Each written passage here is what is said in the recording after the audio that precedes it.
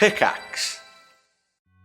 Happy holidays, cast and crew! Can't get enough of the chaos of Campaign 2 or the spooky vibes of Nocturne? Join our Patreon, and for a limited time, get 50% off your first month and unlock exclusive bonus content, behind-the-scenes shenanigans, and more. 50% off your first month on our Patreon just for the holiday season. Your support truly keeps the dice rolling, so don't wait. Patreon.com/castparty. We'll see you in the Discord. Come hang out. Patreon.com/castparty. Happy holidays, cast and crew!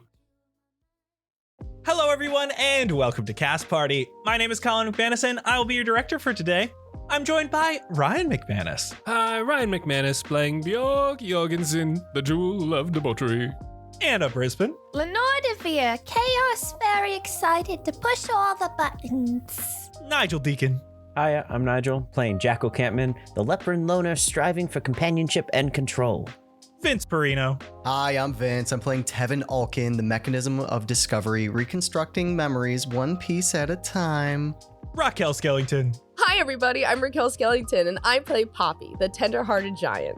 And Luis Carrazzo. Hey everybody, I'm Luis Carrazzo. I play Santos, the Glavinator. Let's just keep it simple.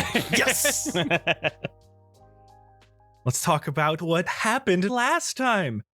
You continued your heist of Darian's estate. Just entering the basement, Poppy pointed out movement from one of the nearby covered-up cages. She took off the cloth, revealing stacks of cages with live chickens in them. You investigated the table in the middle of the room and discovered a bunch of contraptions and notes associated with different places around Icaria. All of the machines reference cities in Icaria that use different methods to help quell the resonance around them. Sound waves, lightning, crystals, and walls of fog. It looked to be like Darian was trying to make smaller versions of them in this basement. Lenore also found some notes on test subjects. Darian was keeping track of their resonant conditions and his experiments on them. He killed one using the Stormbringer's backpack and needed to keep the last test subject alive. Bjorg quickly found that subject as he uncovered one of the nearby cages and was grabbed by a humanoid man that looked to have ice for skin. You all rushed to Bjorg's aid, attempting to eliminate the resonance-corrupted being. You were able to dispose of the being rather quickly, but not before Bjorg had been held on too tightly by its frost-ridden hands. Bjorg strangely felt a bit of strength come to him, however, gaining the resolve trait. You all entered into the next room, filled with statues and covered furniture. Here, Bjorg looked into a statue's face, which was not stone, but mirror. It turned to his own face suddenly, and he screamed loudly, causing Jackal to come running from his position upstairs. Joining together, you allowed Lenore into the next room, invisible, where Santos had seen the outline of three metallic Tevin-like beings using detect magic. She snuck into the room and retrieved a bunch of information on Rexius, the blueprints to the Nightshade prison, a map of the nearby area with potential locations of meteor collisions from Ilos's orbital explosion, as well as correspondence between Darian and Desmond, Tevin's brother, about the experimental security beings. Continuing to look around, Lenore tried opening a nearby chest, but was seen by one of these beings. Combat ensued as you all entered into the training room. Tevin tried to reason with his brothers, but they did not seem to understand, so he stabbed and shot at the beings that looked just like him. Lenore blinded one of the beings who was using a monocle to cast magic. Bjorg illuminated them with fairy fire, making them easier to hit. Poppy flipped through the rafters to deliver swift blows to the gunmen in the far reaches of the room. Jackal raged and used aggressive force to dent into their metal. And Santos used the reach from his glaive to cleave through the beings until they were no more. Tevin quickly tried to find any memories he could from the corpses of the automatons. Santos tried to help, both by assuring Tevin that his memories will come from within, from places and things he has seen before, but also by helping him search the bodies. Tevin found some special bullets that fit his gun. Lenore found a smooth stone on a chain that she gave to Tevin to help in this confusing time, as well as a seashell that she felt healing properties as she listened to it. Bjorg found a switchblade connector for his pistol, and Jackal had enough of this place and rushed into the next room. He found a room illuminated by hundreds of candles. a magical circle emblazoned on the floor with weird items atop it, a large metal door which these candles seem to lead to, as well as a desk with alchemical equipment, on which is an iridescent feather in a glass case. Now, Jack, you have entered the next room. The light from the candles flows now into the training room the rest of you stand in. And so the scene is set. The question is, Jackal, what will you do next? Oh, thank goodness. All right. I was going to say beelining, but I would be avoiding the circle on the ground as best I can, like hopping to the side, but I'm going straight for that feather without going through the circle. This is a pretty decent sized room, but this magical circle is taking up a majority of it, but there is plenty of room to skirt around the outside to get to that desk where there's all this equipment and the feather case. I'm not being kind about it either. Like, I'm moving quickly. I will knock things out of the way.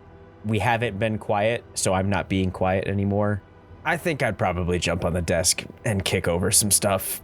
Not on purpose, but like, I'm just not being careful. There's a book here that you saw initially as you walked in that's got a drawn image of the feather on it, and it looks to be like information about it. You knock it right over as you jump up. Okay, you're coming with me, and we're gonna go. I turn around, and I think now is kind of when I like clock the rest of the room. Even so, I'm like, I don't think I want to deal with this right now, and I'm just gonna hop back down and head towards the entrance again. Are you bringing the whole case with you? Are you trying to open the case and get the feather out? How big is the case? Shoebox size. I guess I'm just taking the whole case. I'll grab that book as well that had the picture. You see the feather is encased inside, shines and reflects from the candles around the room. But as you pick up that glass case, you hear a small click. Oops. Just like the bar cart upstairs. And a second later, Bjorg, what does it sound like as your alarm spell goes off in everyone's heads?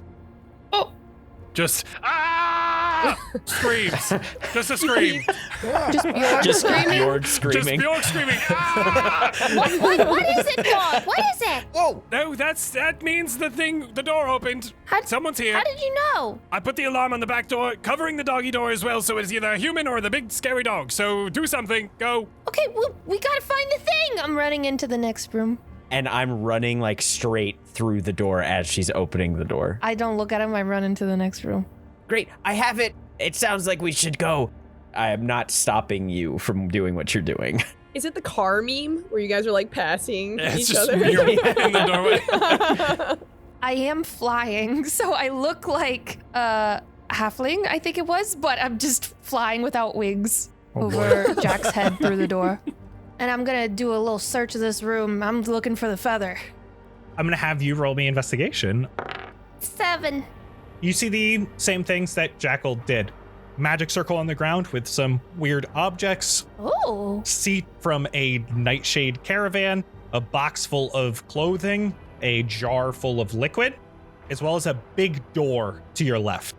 And then the desk that now is a little bit more messed up. A bunch of stuff is just knocked over and in shambles. I'm gonna look in the jar of liquid to see what color liquid it is. Roll me nature, please. 17. Looking at the liquid, you realize it's pretty clear. Looks to be water. Oh. But as you continue looking, there looks to be sediment on the bottom. And you're able to shake it up and stir it. And you see that there's just a bunch of floating particulate. Ew. You notice it's like pretty big. It doesn't look like dust or dirt. Ash. And not quite ash. A little bit more flaky. I fly over through the circle to the big door. And I'm opening it. What's everyone else doing? I want to get in there. You guys see that I have the box, I would assume. Yeah. I have a passive perception of 8. Lenore, there's no feather in there. I have it. You have it? It's right here. We should go. But where does this go? I don't care. We should go. What if it's an exit? I'm going to push past Jack. I need to see if there's other people here, if there's other prisoners that are here that have been experimented on. I need 5 seconds. Lenore, if you've opened that door and I see that there's a door there, I just want to take a look inside. I'm pulling on it. Honestly, if there's a door there, it might be better than walking back up the stairs because the door that I alarmed is going to be at the very tippy top of the stairs. Oh, God, okay. We need to take this one step at a time. We need to figure out what else is down here, and then we need to figure out how we're going to get out. The only thing taking it one step at a time is whoever walked through that fucking back door and is probably down those stairs. Is there another way we can leave from here? I think they're potentially finding something. I don't know. Then maybe we should all go search and help. Poppy nods in Tevin's direction. All right, carefully, and we gotta watch our backs. I'm ready to help Lenore. I don't know if it opens in or opens out, but I'm going up to that door as if I'm gonna kick it open.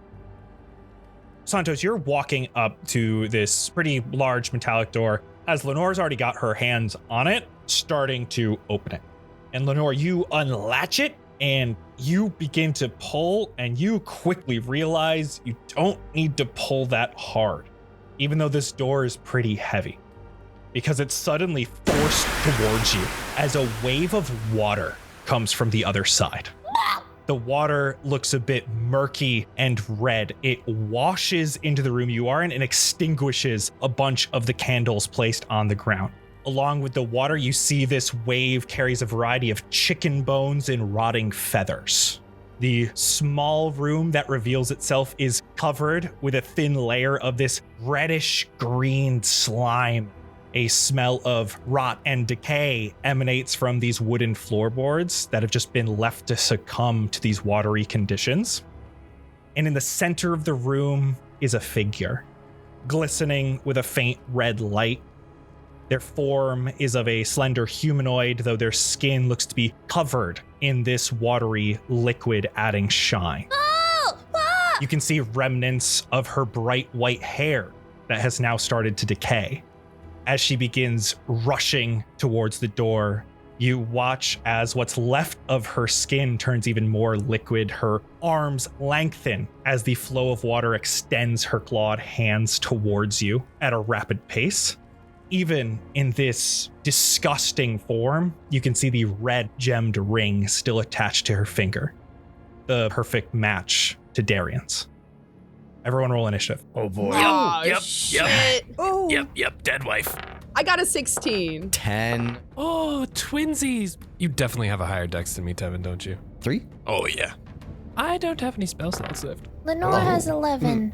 11 spell slots left? Damn. Yeah. If I keep getting that wild magic, it gives them all back. I got 15. 29. Oh my god. Almost a perfect roll. We start with Jack. Oh god, she's gross. So this all happened so fast after the last combat that I'm still raging. I am gonna drop the book and the glass case and sprinting forward in between Lenore and this thing, jumping off of Santos's shoulder just to like come swinging down with a reckless attack with the hoop pack. First roll is a 16, that's not bad. Second roll is an 18, that's even better. That'll hit. Nice. Okay, so that's 8 plus my sneak attack plus another 4, so that's 12. So total of 14 damage that I'm just like coming down hard with the one side of the hoop back, the part with like the metal hook end. And then because Colin is a kind god, he's allowing me to use the quarterstaff, I think, for my like weapon proficiency or mastery or whatever that's called. So if you hit a creature with the quarterstaff, you can force it to make a con saving throw, which is super low for me, but that is okay. On a failed save, the creature has the prone condition, so it's a DC 12. Natural 20. That is my turn. Maybe we should have listened and left when I said we should go. We have the feather. Why, who listens to Jack? Come on. Dash over, I'm assuming on all fours. When you're running fast, I always just assume it. Jump off of Santos's back, whip around the hoopak, and come straight down. You hit this being square in the head, and you feel it's almost like pushing through water until there is so much force expelling it outward. You come down, you hit, it's almost like a ricochet off the water, though you can see some splatter towards the back wall that doesn't start to regain into her form. Poppy, we are to you, and Santos, you're on deck. Poppy, hearing all this commotion, runs past Bjorg, past Tevin. She's gonna whip her boomerang and try and hit the creature. 14. 14 hits. It's bludgeoning damage, and it's 6 bludgeoning. Collides with this thing's head, same spot Jack hit it. It's almost like when you throw a beach ball across the top of a pool. It bounces off the back wall and comes right back to you. And then, because I threw my boomerang, I could do, as a bonus action, an unarmed strike. I'm gonna go for it. Oh, I got a nat 1. It came out to a 7, but I got a nat 1.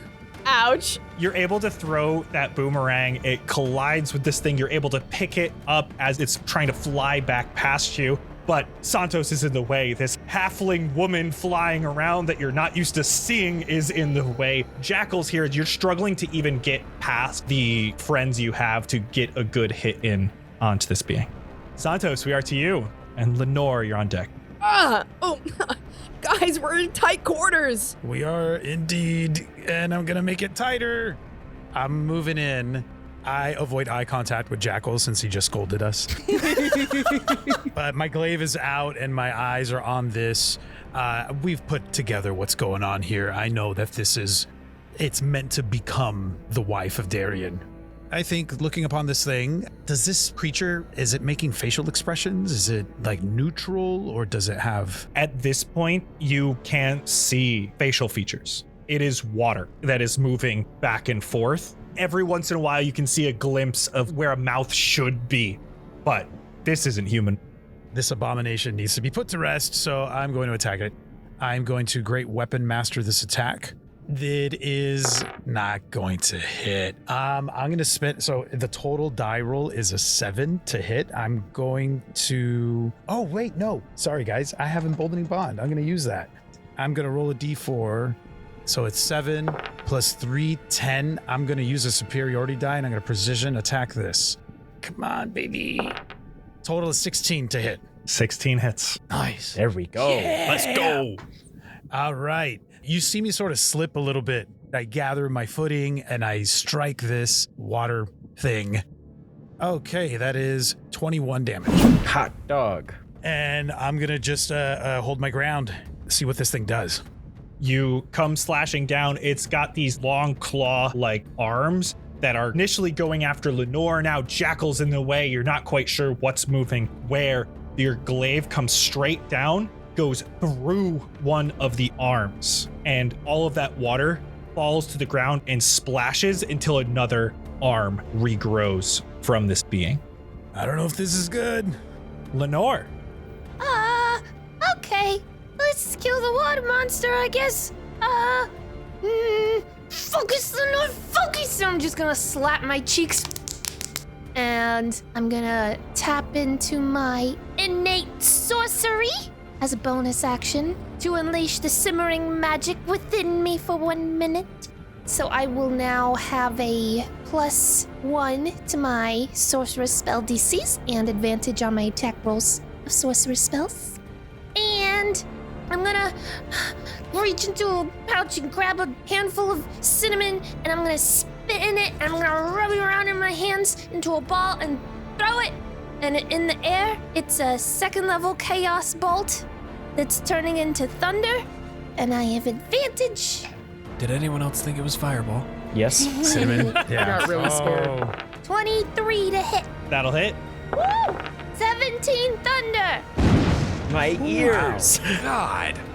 I'm gonna back up, fly back to kind of behind the ritual circle, out of sight of the thing. The end of your turn, Lenore. That is now Darla's turn. Her hands were going towards you. Jackal is now in the way. You fly back into the room.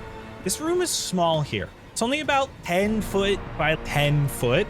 You guys are tight in here, Jack and Santos. You see as all of a sudden this water starts moving one direction and then the other direction. And Darla climbs the back wall across the ceiling and down on the other side of you, Jack. She never left your reach, but she is basically right between Jack and Poppy, and she's going to try a binding attack on you, Jack. And you reckless, correct? I did. And I used the quarterstaff instead of the spear, which I think is what we had actually talked about, like a fool. That's a dirty 20 to hit. That definitely hits.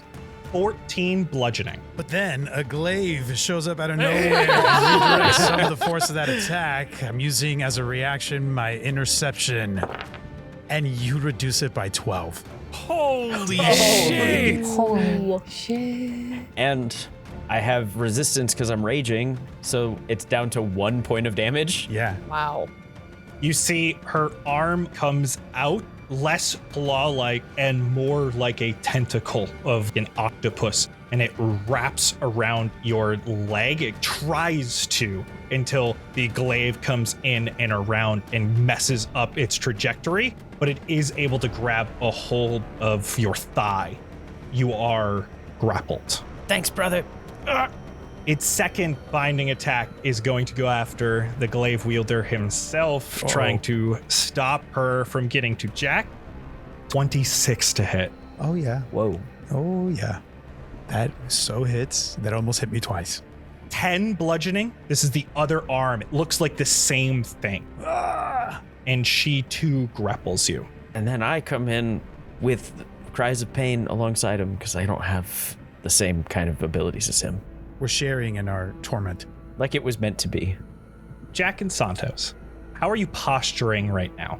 My jaw is clenched. My teeth are clenched. I'm staring this thing down, and I'm looking at it with disgust.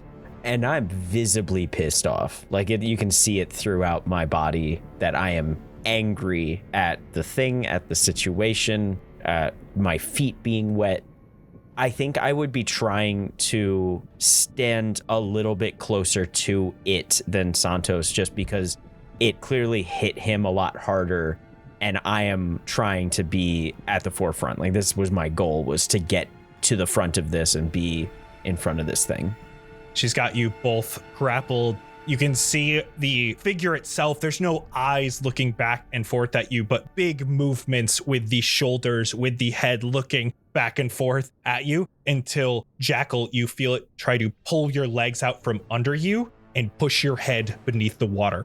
She's going to use Drown on you. You used Reckless, so she will have advantage. That's a 21 to hit you. What the fuck? 8 necrotic damage. I totally flash back my snorkel into my pocket. Wow. No, anyway. And then I need you to roll me 2d6, please. 8. A 4 on each. Jackal, you two now have the Resolve trait. Let's get resonated. Temporary HP equal to your proficiency bonus on every short or long rest.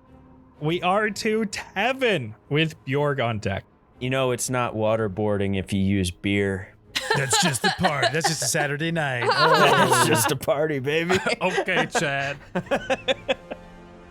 So I'm just going to walk 5 feet to my left to get a better view of this watery thing. As I'm doing that, you could see I'm pulling something out of my side. As my gun starts to come out of my arm, I'm putting it into one of the barrels. And it's going to be one of the Force Ballista rounds. As I lift the arm up, I'm going to take my other arm and grab right under my hand to try to stabilize it as hard as I can and bring my legs out as far as possible to give myself the best base that I can. I'm going to expend one of my grit points to use my Deadeye shot as well, so I get advantage on it. Advantage plus 2d4. Oh, yeah, you're blessed. And emboldening. Oh my god. Oh, yeah, you get 2d4 if you want to use it. Okay. Ooh, I owe you a saving throw, Colin. I owe you a saving throw because I took damage. I lost concentration. You're not blessed. No! Oh, no! You have a d4 for emboldening bond. So I'm at 13 right now. Okay, that's another 3, so 16 to hit. 16 will hit. Yes. 11 piercing damage, but then I also get 2d8 of force damage as well with that shot. So that's an extra 4 and 7. And it also gets pushed 5 feet away. No, not into me. Oh, that would kind of be refreshing, though. Just a whole body push through. Just whoosh. No, it's just not corpse water. It very much is like a bullet hitting ballistics gel. You could see the waves pushing out, completely goes through this water, and a bunch of it splashes onto Jack, onto Poppy, a little bit more onto Santos, because this was a big hit that exploded as it made contact. This being gets pushed back, topples between Jack a little bit, hitting the doorway. Brothers, please refrain from bathing. Now is not the time. Oh, Tevin, give me a break. Wipe some off her shoulders and hair. Bjorg, we are to you. Bjorg, grab the feather. That's all I heard. To start my turn, Tevin, you feel 4 little legs on your shoulder, prepping like a cat getting ready to jump before Shelly leaps and is now on Poppy's shoulder. He's scurrying back and forth between your shoulders before you feel the vibrating on him, and he just pulses this warm whoosh. Ah! Everyone from Shelly is going to get, everyone but me, 10 temp HP, which should cover everyone's and improve everyone's temp HP. Yeah. Everyone but me. I'm going to run 5 feet north. I'm now in the doorway, and I'm just peeking around. I don't want to get in the mix of things. Oh gosh, we're just gonna see the convulsing water monster and shoot a ray of frost. I'm sorry, Bjorg's brisk beam. Fuck. 10. Doesn't do it. Oh no. The gem is too chilly and tough luck, and I can't shoot straight. Sorry. Tevin, it just goes right over your shoulder into the corner of the room. Oh, Alright. you put out one more of these candles that was up on a high shelf rather than shooting directly at this being. Yeah, fuck that one in particular. We are to the end of initiative. Jack, your face gets out of the water just enough after feeling this sickening feeling come across you. Your head bursts upwards. You can start to hear again. The water comes out of your ears. You hear the vase shatter upstairs. Oh, shit. Guys, we need to kill this guy's dead wife really fast, because they're here. Can we kill it or do we leave? Can you kill something that's already dead? Yes. The answer is yes, and I'm gonna smack it again. Are you still holding the feather case like under one No, arm? I dropped it at the door. Oh. That's why I tried to yell to Bjorg, because I dropped it at the doorway. Oh, I guess if I saw it at the doorway, because that's where I went up to, I probably would have scooped it under my left arm like a football and then shot through the door with my right. Yoink. Okay, so we're going to roll the die to attack recklessly, obviously. First one, 14 on the die, so 18 total. The second was not worth mentioning. So 5, and then the sneak attack is another 4. So 9 bludgeoning damage. I guess I'll have you do another con save. 6. It is knocked prone. Can it be? You knock the water down. It's like an entire being made of water just splashes to the ground and it's no longer there. It bounces against the walls, and as all of the water comes back to that central point, it reforms in front of you. Can I prepare a movement? I don't know. Okay. You want to prepare your reaction basically to move? Yeah, like I basically just want my reaction to be to jump back through the door, because I don't want anyone to get locked in here, but I wasn't about to try and close the door with Santos in there. So if he gets out and I can jump out after him and they close the door behind me and we don't have to kill his dead wife, then that is what I'm preparing. I'm okay with that. Get out and close the door, and I'm right behind you. I'll keep this thing in here as best I can. I'm already moving as if I'm getting out this freaking place. Don't gotta tell me twice. Poppy, we are to you with Santos on deck. Poppy's gonna rear back her arm, charge up that boomerang, and we're gonna whack one last time. An 8. An 8's not going to do it. Normally when you throw the boomerang, especially outside, you get a really good arc and it comes right back to you. In this case, you throw it into the room and you just start hearing it bounce along some of the walls until it's slowly pushed back to your feet as it's floating on this little bit of water here. Okay, I'm gonna go and use my bonus action. I'm gonna go in there. I'm gonna leap with my fist first and do a fury of blows into that water goo. It's a 16. 16 hits. And 9. This is an apology specifically to you, Rocky. I keep forgetting to remind you that Flurry of Blows is 2 unarmed strikes as a bonus action. If you spend the key point for it, yeah. Because you get a free bonus action hit, right? I only got one left. So it says you can expend focus points to enhance or fuel certain monk features. You have 4 focus points, blah, blah, blah. If I go to my bonus actions, it just says you can make an unarmed strike as a bonus action while unarmed wielding only monk weapons. You can expend 1 focus point to make 2 armed strikes as a bonus action. Yes, okay. I see it now. 2 instead of the 1. I do that. You did the 9 damage already, so roll again for the second attack, see if you hit. 13. 13 hits.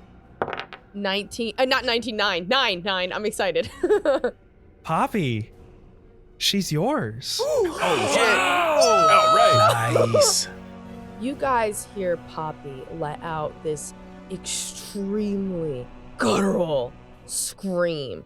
And like lightning, this giant woman bolts past Jack, does a little jump over him, and just puts her hands inside that water from the chest and tears apart from the inside, rears up her fists, and it's like she's in a trance. It's like she isn't the Poppy you know for even a second. This is a killing machine. And she just smashes that water, and anything that is left, she rips apart again. All of this water splashes against the walls, splash after splash. But what's left is not limbs, it is simply just water that hits the ground until there's nothing but ripples at your feet. And the gem and the ring. And she grabs the ring and she looks at Jackal, and probably for the first time, if he could be afraid of this woman, he is. It's like there's nothing in her eyes, and she goes, "Let's go!" and just bolts past him out the room. I am just at the doorway ushering people through because I am not fucking going first. I have different things I want to do. Poppy starts rushing out of the room. Jack will say with your reaction, you're able to jump out as you all start rushing out of here. Poppy's only able to get basically to the doorway where Bjorg is. From upstairs, you hear, "What is it, boy? The guests, where are they? The basement? I didn't know we had a basement." And you start to hear loud metallic steps coming down the stairs. We are going to be out of initiative for this. Who's got the feather? That would be me. I'm flying over to Bjorg, and at 2nd level, I'm casting invisibility Oh. so that we both go invisible. Seeing Poppy unleash the way that she did and bolt out, Jackal, you see me start to move right past you. I throw you one last look, and it's of pure concern, and I give you a kind of knowing nod that I am indeed getting the hell out of here, just like how you had mentioned earlier, and I am staying right by Poppy's side. I'm staying right near her. This is an interesting feeling. You both turn invisible.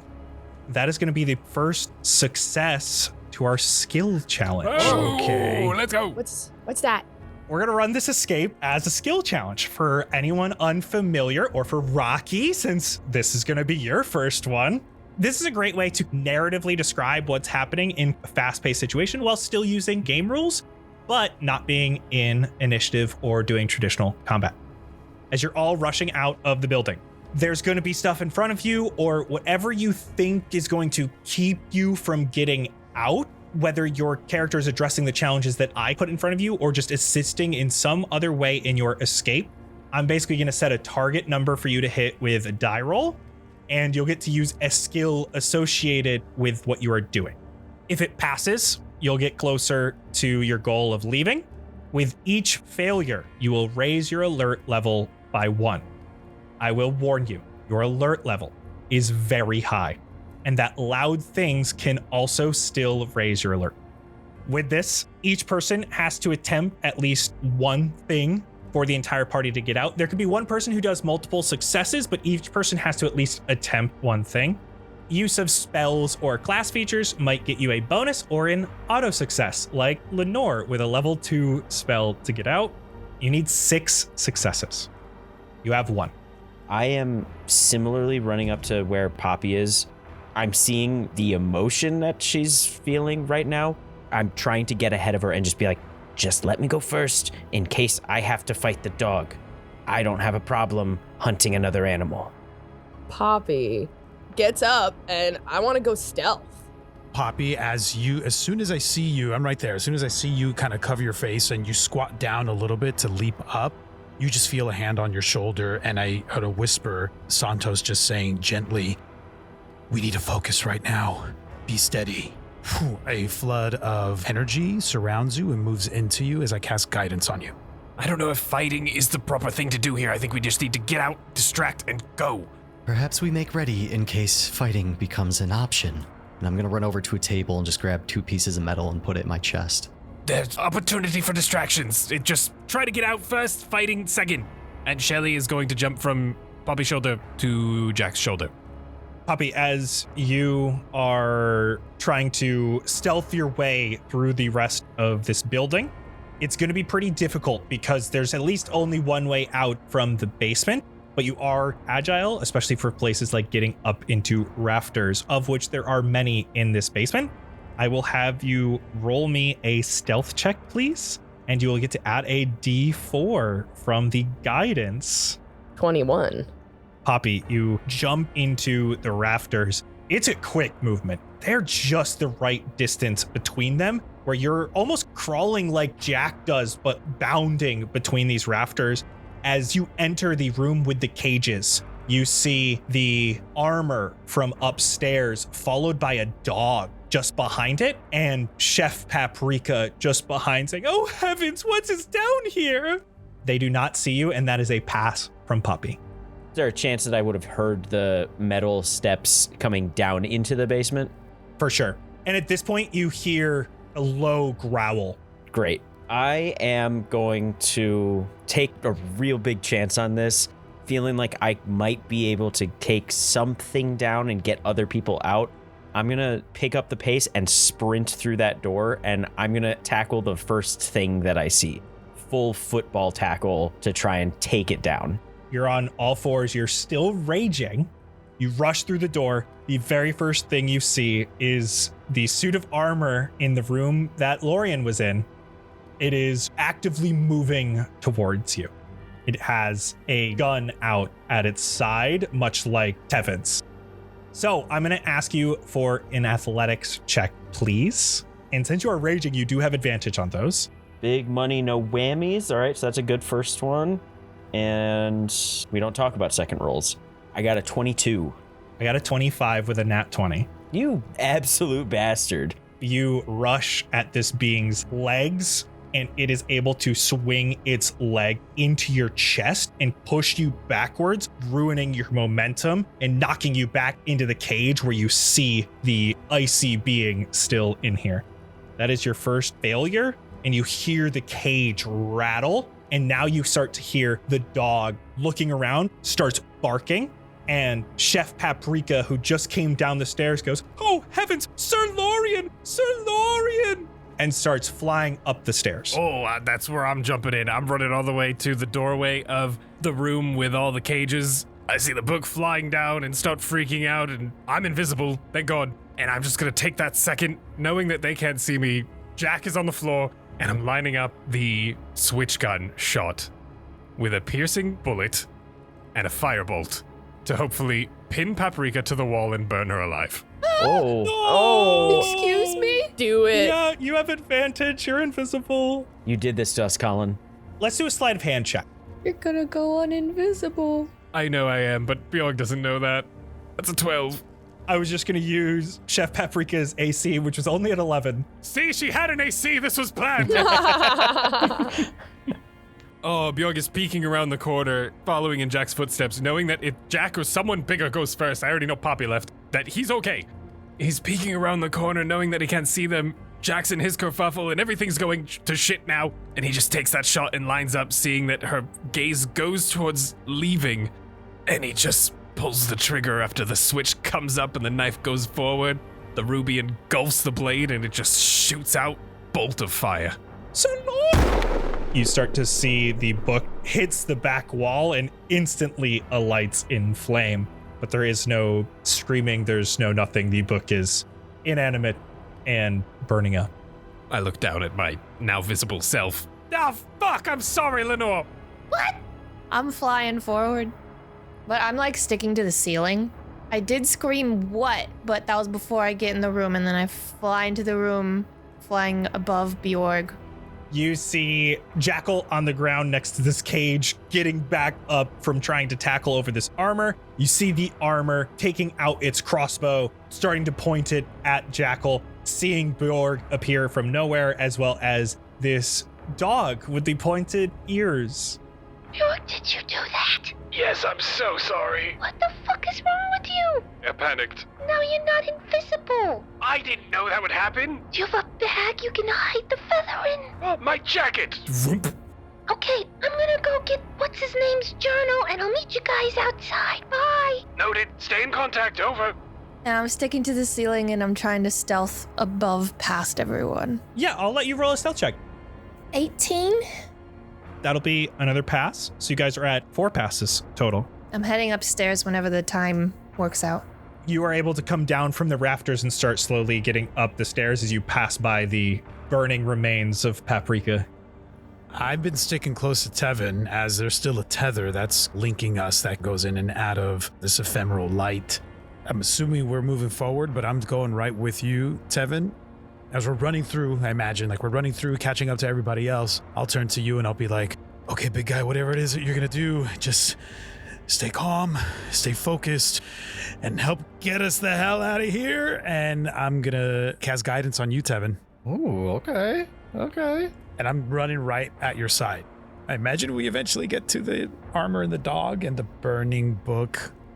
Yeah, you guys enter in and see the flame from the other side of the room slowly dying out as this book burns up very quickly to ash. And you see Jackal getting up from the ground and this dog barking.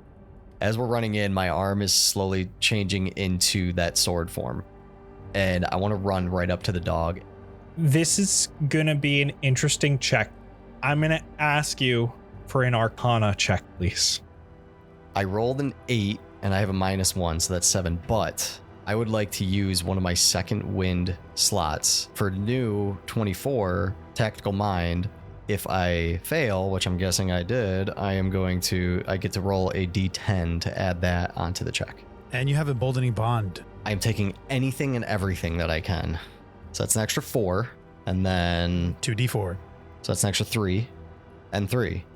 So 17. Tevin, this doesn't make sense because you rush up to it until you have a glimpse of a dog just like this. Same pointy ears. They flop down but come to a point, except right now they're standing straight up. And you see it's almost got like a bushy, almost like goatee at the front. And you remember this dog. Not this one, but one just like it. One that had white spots down its back, lighter brown than this one. And there's a moment you know to grab this being by its nose.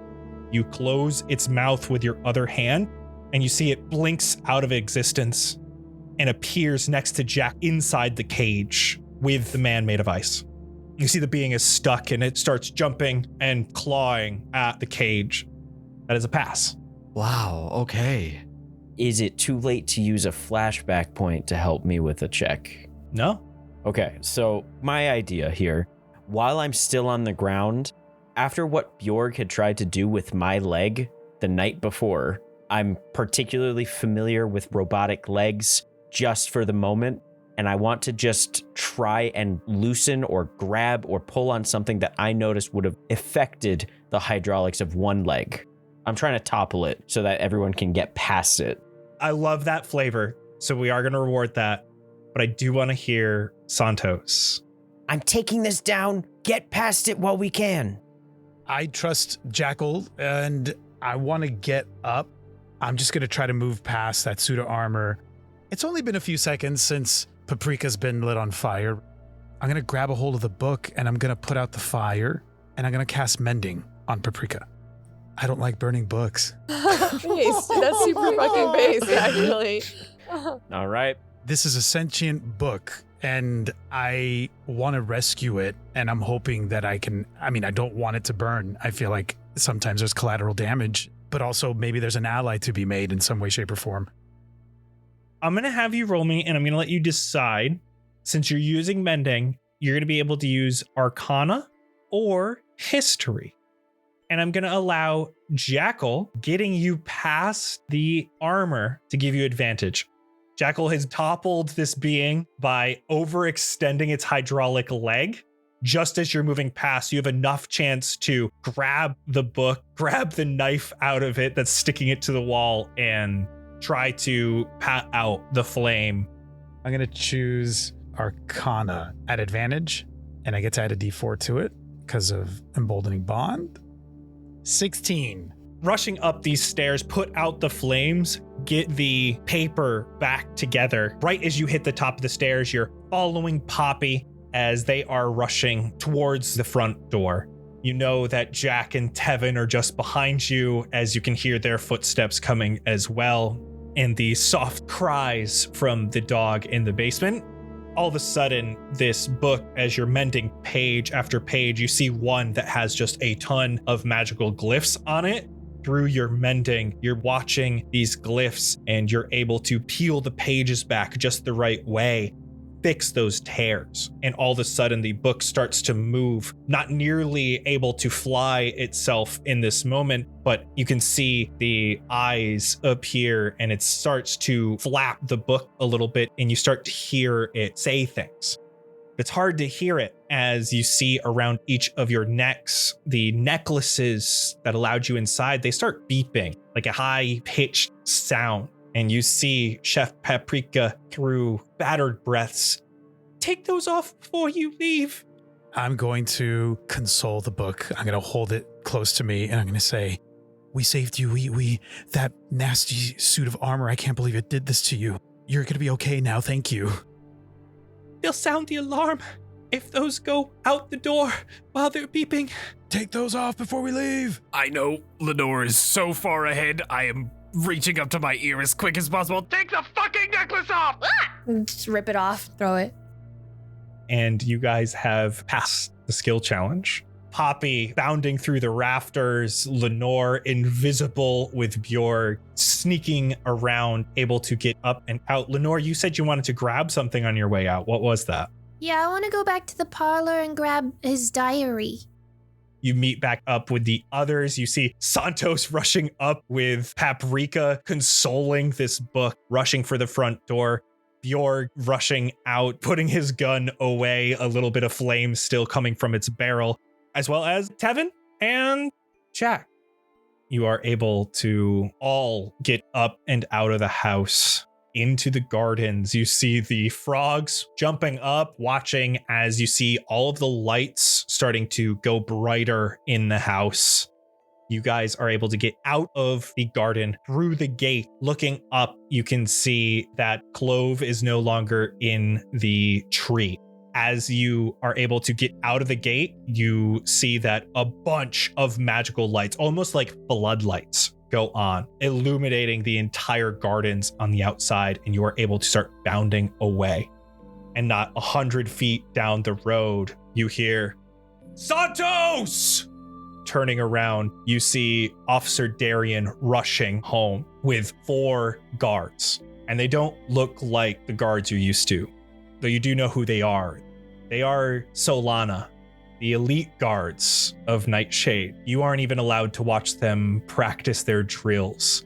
They start rushing towards you, but Darian looks at the house and waves them down as he rushes to his estate, and they follow as you guys continue rushing through the city.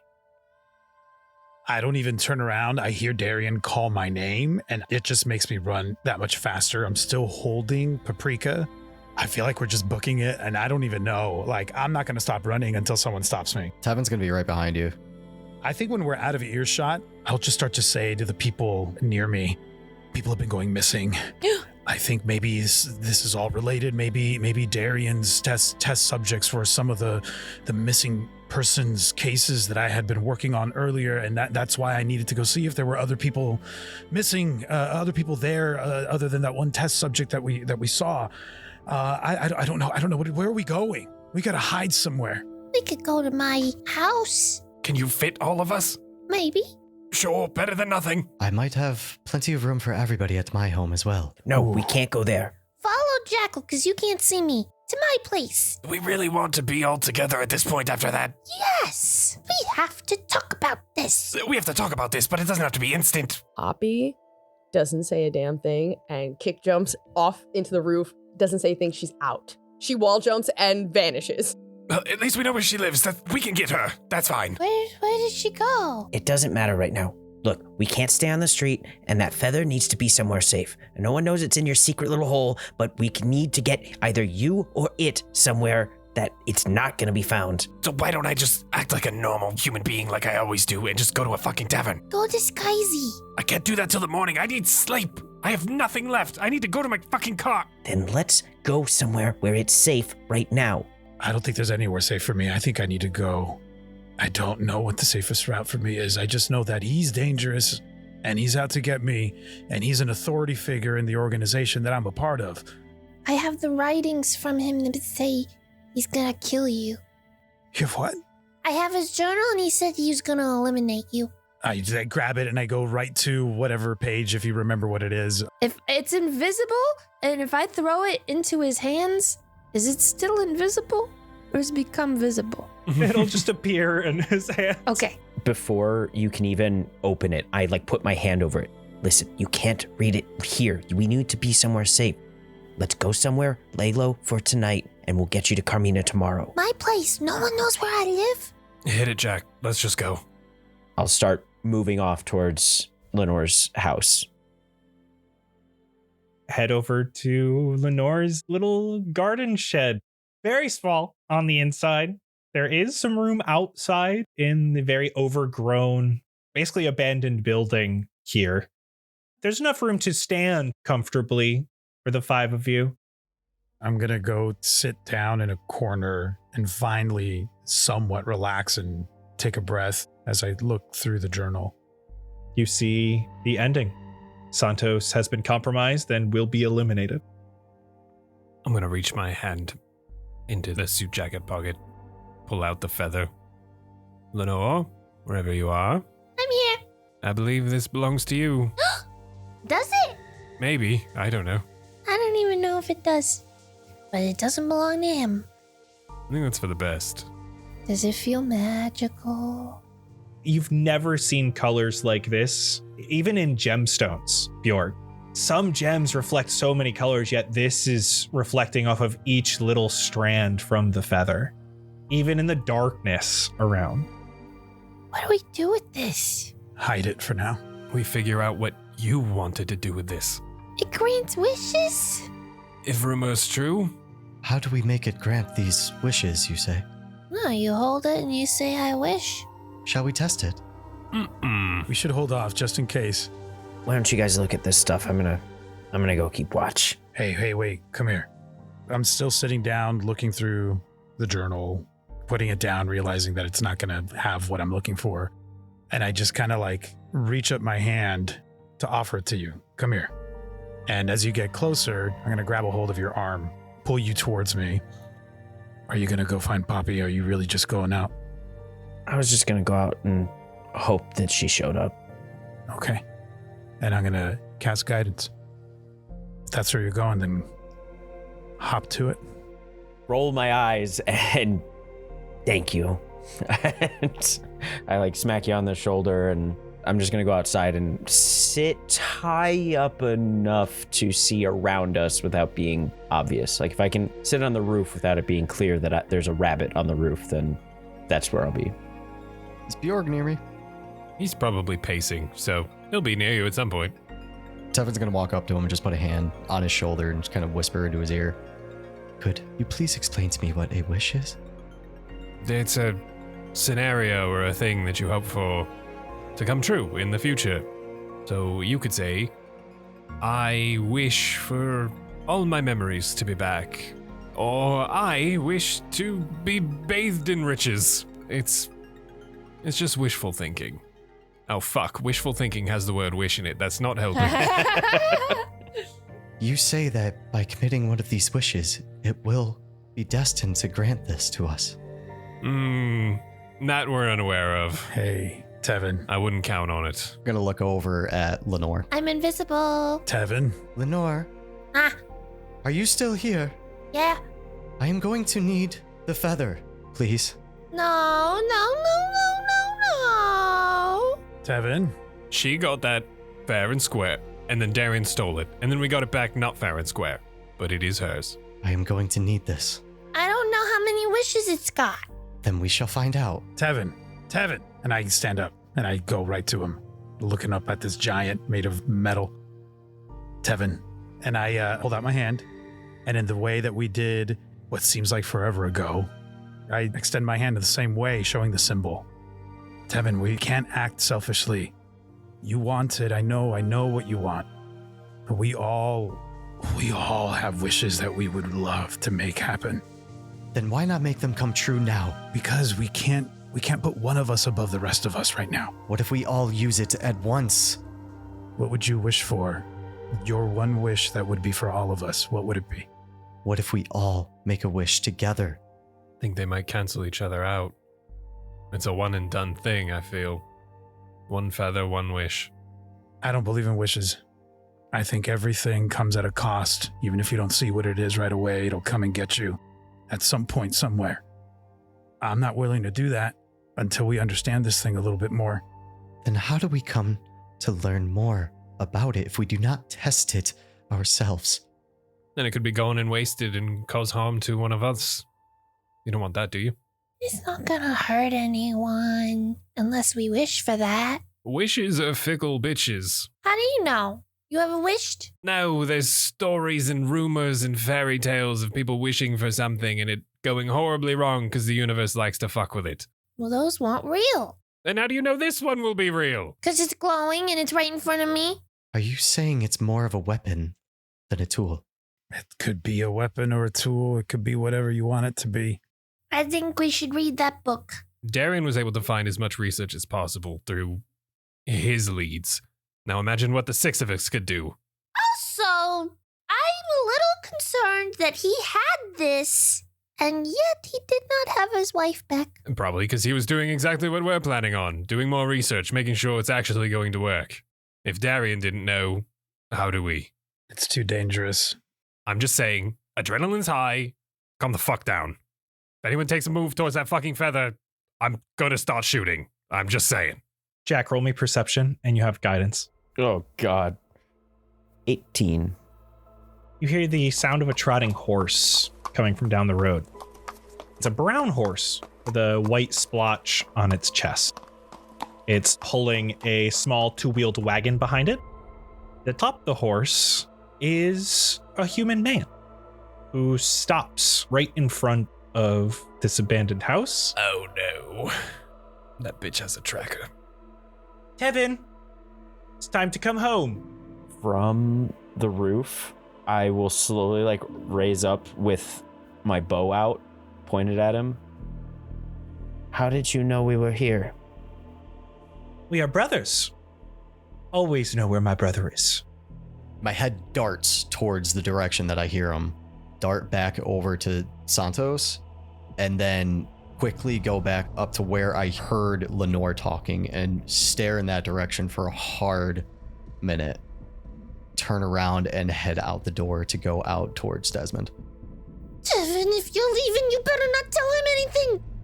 Jack, you get hit in the back of the head with a small rock. I don't want to take my eyes off him, but at the same time, I kind of do. Can I shoot him in the arm and then turn around? Am I gonna see this? Am I outside? You are outside. Oh boy. 22 to hit. So the idea is a quick release to shoot Desmond in the arm, and then I'm turning around with another arrow knocked at where I felt the rock come from. You loose the arrow as Desmond has gotten down from the horse and has one hand on the reins and the other one at his side, and you're able to hit him. I think I want to go for wrist that's holding the horse's reins. Elf! Devin! And as you turn around, you see a small child, a couple dozen feet away from you, still looking up. Dirty, messy, curly hair, very thin. At your feet is the small rock. Tied to it is a note that says A.17. Now. And for today, that's a wrap. What the fuck Okay. is happening? Interesting. Things need to Wow. be said. Bloodthirsty this session. I should have just left like Poppy. Why wasn't I more like Poppy? Yeah, I got the hell out of here, man. Thank you all so much for listening. This is a fun one. I'm super excited to talk about all of the goodies over on Behind the Scenes, patreon.com/castparty. So be over there in 1 week, and we'll see you then. Bye-bye. Bye-bye. Bye. Oh my goodness gracious. Happy holidays, cast and crew.